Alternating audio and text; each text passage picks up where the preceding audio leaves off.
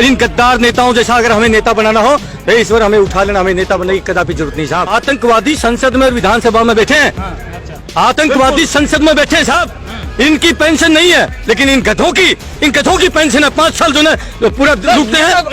गधे हैं, गधे हैं। हमें कहने में क्वेश्चन कुछ नहीं, गधे हैं। आज गधे घोड़े आज संसद में बैठे साहब। ये स्वतंत्र भारत नहीं है, लीज पर जो है भारत की स्वतंत्रता है। लीज पर है सर, ये लीज पर है, 99 साल के लीज पर है। और जो चोर लुटेरे डाकू थे, अमित शाह ने उनको गंगा जल छिड़क करके पवित्र कर दिया। ऐसे कैसे हो सकता है? यदि गधे को गंगा लुटेरे हैं, यदि गधे को गंगा में नहला करके अगर उसको गाय बताएं, ये हम बिल्कुल मानने के लिए तैयार नहीं है। हरामजादों ने देश का सत्यानाश कर दिया।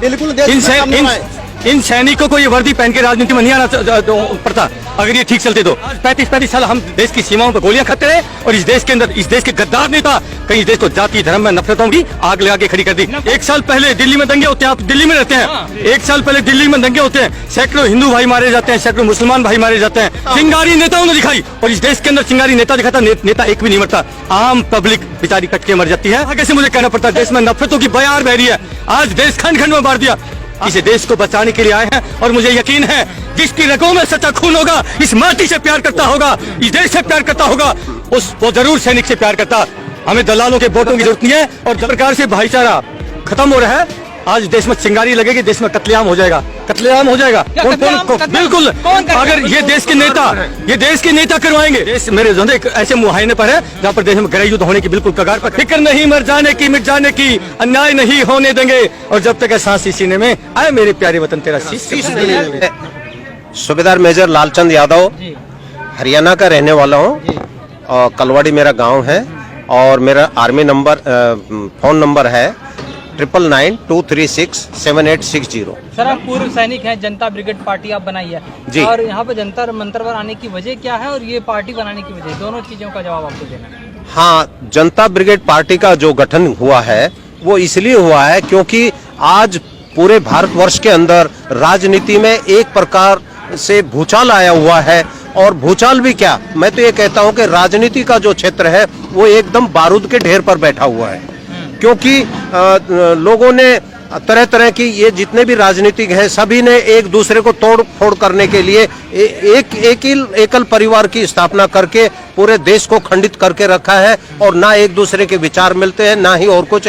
लोगों ने अपनी अपनी अलग अलग सेना बना रखी है, जैसे कि कहीं करनी सेना है, कहीं शिवसेना है, तो कहीं भाई दूसरी कई राम सेना, मतलब अलग अलग प्रकार, यादव सेना, कोई अलग अलग प्रकार की जो सेना है।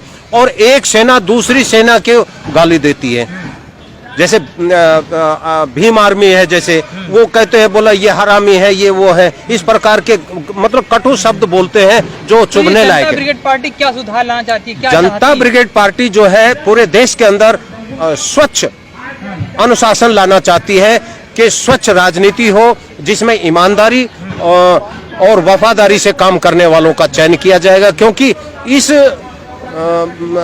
मतलब राजनीतिक क्षेत्र में देखते हुए हमने सुभाष चंद्र बोस जी का अपना आइकॉन माना है।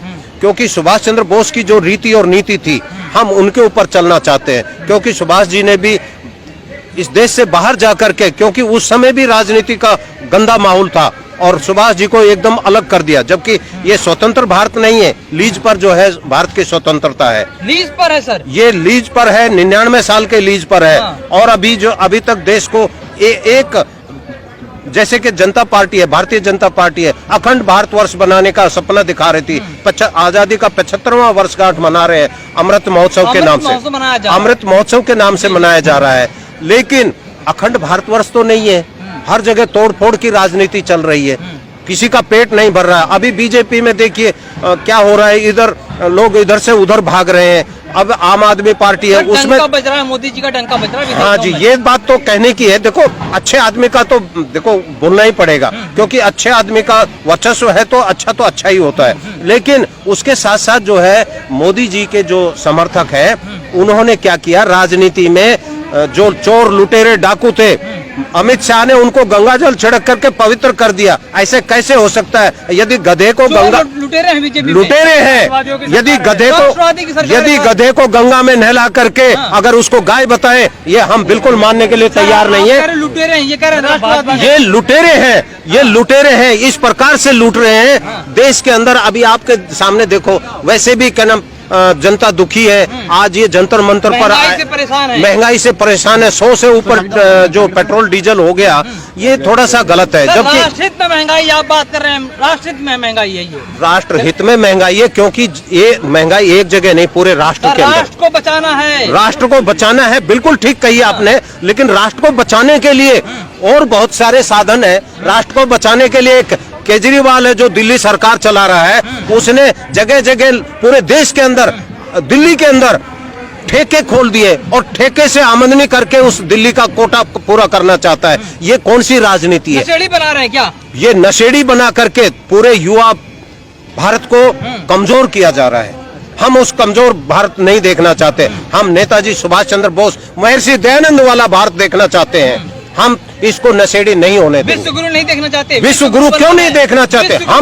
हम विश्व गुरु बनाएंगे। आप बनाएंगे? क्या ऐसी कोई बात नहीं है? क्या मोदी से अच्छे नहीं आ सकते? हमारे राष्ट्र, इसका जनता ब्रिगेड पार्टी के राष्ट्रीय अध्यक्ष है, पूर्व सैनिक है सूबेदार वीर सिंह चौहान जी। क्या विजन है आपको इस देश को? आपने अभी एक छोटा सा सवाल किया, विश्व गुरु। विश्व गुरु तो तब बनेगा ना पूरा देश संगठित होगा। आज मेरा देश तो खंड खंड में बट रहा है। भारतीय सेना एक ही है ना भाई साहब, भारतीय सेना एक ही है।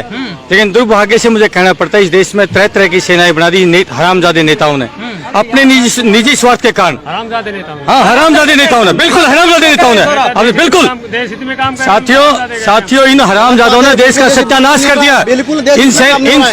इन सैनिकों को ये वर्दी पहन के राजनीति में नहीं आना पड़ता। अगर ये ठीक चलते तो जब आपके कपड़े फटते तो आपको बदलना पड़ता है। आज देश के हरामजादे नेताओं ने मुझे कहना पड़ता है, मजबूरन कहना पड़ता है। मेरे दोस्त, हमारी आत्माएं रो रही हैं। आज से 35 साल पहले जिस समाज को हंसता खेलता छोड़ के गए थे, समाज में भाईचारा होता था, प्यार मोहब्बत होती थी, क्या मैं सही कह रहा हूँ? आज 35 साल हम देश की सीमाओं पर गोलियां खाते रहे और इस देश के अंदर, इस देश के गद्दार नेता कहीं इस देश को जाति धर्म में नफरतों की आग लगा के खड़ी कर दी। नफरत बिल्कुल। एक साल पहले दिल्ली में दंगे होते हैं, आप दिल्ली में रहते हैं। एक साल पहले दिल्ली में दंगे होते हैं, सैकड़ों हिंदू भाई मारे जाते हैं, सैकड़ों मुसलमान भाई मारे जाते हैं, एक हरामजादा नेता नहीं मरता। और चिंगारी किसने दिखाई? बताइए कि चिंगारी किसने दिखाई? बताइए, चिंगारी नेताओं ने दिखाई, चिंगारी नेताओं ने दिखाई। और इस देश के अंदर चिंगारी नेता दिखाता, नेता एक भी नहीं मरता, आम पब्लिक बेचारी कट के मर जाती है। मैं तो ये कहूंगा इस देश को जोड़ने का काम सैनिक, क्योंकि सैनिक की कोई जात नहीं होती, इस सैनिक की कोई जात धर्म नहीं होती। सैनिक तो पूरे देश के लिए शहीद होता है। जब सीमा पर सैनिक शहीद होता है तो देश के लिए होता है, ना कि जात धर्म के लिए। साथ ही में हम तो एक चीज कहते हैं, हिंदू मुस्लिम सिख ईसाई ये सभी यहाँ पर रहें और इस देश का आपसी जो अमन चैन है, भाईचारा, वो प्यार मोहब्बत से। लेकिन दुर्भाग्य से मुझे कहना पड़ता है, देश में नफरतों की बयार बह रही है। आज देश खंड खंड में बांट दिया। आज कहीं करणी सेना, कहीं भीम सेना, कहीं शिव सेना, कहीं परशुराम सेना, कहीं जाट सेना, कहीं यादव सेना, कहीं मुसलमान सेना, कहीं चमार सेना। अरे कितनी सेनाएं बनाएंगे? आज इस देश को, देश की आत्मा तोड़ के रख दी, खंड खंड कर दिया। क्या देश को अखंड भारत बनाना? कैसे बनेगा अखंड भारत? बड़ा सुंदर सा मानचित्र बना दिया, उसमें अच्छा कलर कर दिया, मुझे भी अच्छा लगता है। एक साइड में पाकिस्तान, इराक, ईरान जोड़ दिया, एक साइड में बर्मा इत्यादि वगैरह, म्यांमार वगैरह कंट्री को जोड़ दिया। ऐसे थोड़ी बनेगा। देश की जनता को आपसी बिल्कुल एक बाउंड्री करना पड़ेगा, प्यार मोहब्बत जगाना पड़ेगा, तब जाके देश। भारत के सैनिक है, आप पूर्व सैनिक है, क्या आपका दिल रोता है क्या? तमाम बिल्कुल भाई साहब, हमारी दिल नहीं रोता, हमारी आत्मा रो रही है। हमें नेता बनने की जरूरत नहीं थी। ये माँ भारती हमें ये करा रही है, ये माँ भारती हमें चिल्ला रही है, मेरे बेटों सैनिकों आओ, मुझे अब तुम्हारी जरूरत है। हम तो एक ईश्वर से प्रार्थना करें, हे ईश्वर, अगर हमें नेता बनाए तो भगत सिंह, सुखदेव, राजगुरु, मंगल पांडे, अशफाकुल्ला खान, इन वीरों जैसा बनाना, इन गद्दार नेताओं जैसा अगर हमें नेता बनाना हो तो ईश्वर हमें उठा लेना। हमें नेता बनने की कदापि जरूरत नहीं साहब। हम नेता बनने नहीं आए, इस देश को बचाने के लिए आए हैं। और मुझे यकीन है जिसकी रगों में सच्चा खून होगा, इस माटी से प्यार करता होगा, इस देश से प्यार करता होगा, वो जरूर सैनिक से प्यार करता। हमें दलालों के वोटों की जरूरत नहीं है और दलालों के हमें नजदीक लगाने की भी जरूरत नहीं है। इस देश के सच्चे वीर सपूत जो इस देश माटी से प्यार करते हैं, देश के सैनिकों से जरूर प्यार करते हैं, उनका आशीर्वाद हमें मिलेगा साहब। क्या लगता है खतरे में है क्या देश? बिल्कुल देश आप बचाने आए आज, बिल्कुल यस खतरे में, मतलब आप बताइए। भ्रष्टाचार चरम पर पहुंचा हुआ है। एक सेकंड आप देखिए, आज मेरा देश बारूद के ढेर पर लाके खड़ा कर दिया। जिस प्रकार से भाईचारा खत्म हो रहा है। आज देश में चिंगारी लगेगी, देश में कत्लेआम हो जाएगा, कत्लेआम हो जाएगा। क्या कौन कत्लेआम? कौन कत्लेआम? बिल्कुल, कौन करेगा? अगर ये देश के नेता करवाएंगे, हाँ। इसलिए हम लोगों ने सैनिकों ने हुंकार भरी है। गृह युद्ध होगा क्या? बिल्कुल, अगर इसी प्रकार से देश के अंदर यही आपसी नफरत पैदा करते रहे तो देश मेरे जो है एक ऐसे मुहायने पर है जहां पर देश में गृह युद्ध होने की बिल्कुल कगार पर खड़ा है। इसलिए सैनिकों ने संकल्प लिया है, क्योंकि सैनिक देश से प्यार करता है। जब सैनिक सीमा पर खड़ा होता है, सामने दुश्मन की गोली होती है और मेरे पीठ पीछे मेरा प्यारा वतन होता है, तब जो हम संकल्प लेते हैं, फिक्र नहीं मर जाने की मिट जाने की, फिक्र नहीं मर जाने की मिट जाने की, अन्याय नहीं होने देंगे, और जब तक है सांस इस सीने में आए मेरे प्यारे वतन तेरा शीश। ये सैनिक संकल्प मिलता है। आज हम संकल्प लेके आए हैं साथियों, आप ही पत्रकार हैं, सौगंध आपको अपने बच्चों की, मैं आपको बच्चों की सौगंध देता हूँ, ईमानदारी से बताना, सैनिकों को विश्वास है, विश्वास है, मुंह से बोलिए, क्या मुंह में दही जम क्यों है ना? क्या नेताओं पर विश्वास है, सैनिकों पर विश्वास है? अगर आपको 100% विश्वास हो, मैं तो आपके चैनल के माध्यम से कहता हूं, अपने देश की आवाम से कहता हूं, अगर आप लोगों को संपूर्ण विश्वास हो इन अपने फौजी बेटों पर, तो अपना आशीर्वाद दीजिए, इस देश को देश बना देंगे साहब। ये सैनिक जैसे सीमाओं पर लड़ते हैं ना दुश्मनों से, आज अंदर आतंकवादी कहाँ है?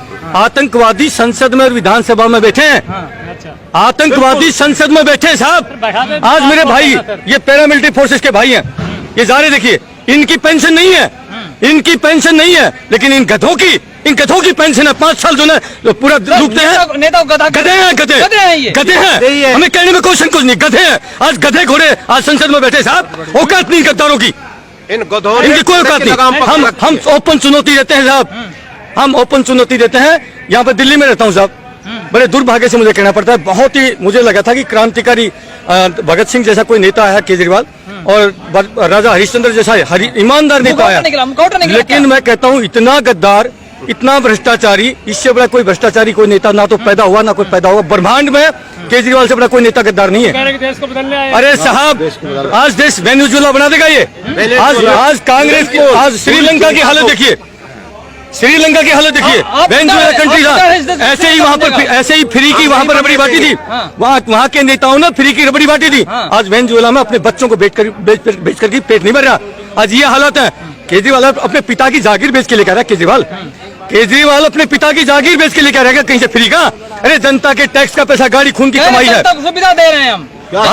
सुविधा क्या दे रहा है? अपाइज बना रहे लोगों को, अपाइज बना रहा है। अगर किसी को बर्बाद करना हो उसको फ्री का खिला दो, वो बर्बाद हो जाएगा। अपने आप हमें नहीं चाहिए फ्री का। यदि मैं कंटिन्यू घर में खिलाऊं, आप जाओगे कमाने? नहीं जाओगे। ये फ्री का अनाज, फ्री का जो भी मिल रहा है, राशन, पानी, बिजली, ये सब जनता को अपाइज बनाने का तरीका है। जनता अपाइज हो जाएगी, जैसे बच्चों को अफीम खिलाते हैं बचपन में, अफीम खिला के आदत डाल देते हैं, बाद में वही अफीम उसको हजारों के भाव से बेचते हैं। कह रहे हैं कि देश बारूद के गोले पे बैठा हुआ। नहीं, बारूद के गोले पे देश बैठा हुआ। बारूद के ढेर पे बैठे हैं। आज बारूद के ढेर का मतलब आप समझे नहीं। बारूद के ढेर का मतलब है कि जनता को अपाइज बना दोगे तो जनता कुछ कर नहीं पाएगी।